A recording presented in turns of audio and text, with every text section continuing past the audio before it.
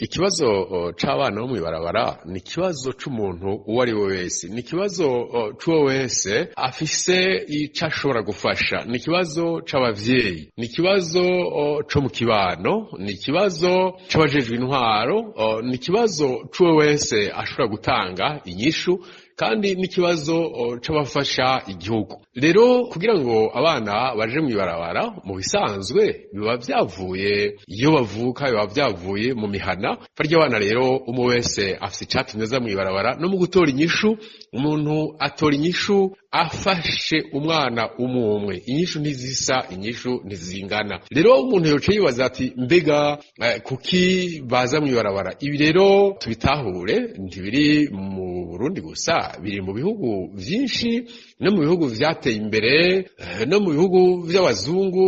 Urazi ko hari n'abo baba batera uruhagarara mu bihugu bimwe bimwe, bagatera intambara mu bisagara. Bisigura rero ko ico ari kibazo c'uwo wese. Rero muhava mwibaza muti mbe none kuki babasubiza muhira hanyuma bakagaruka mw'ibarabara? Ubwa mbere hoho hariho guhindura ingendo kuri umwe wese, duhereye ku bavyeyi. Umwana ntiyategerezwa kuja mw'ibarabara, umuvyeyi ari hari wagomba ugize identification. Urasanga abana batari bake bagifise abavyeyi bose.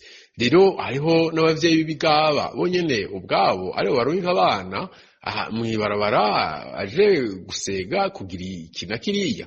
Urumva ko bitoroha.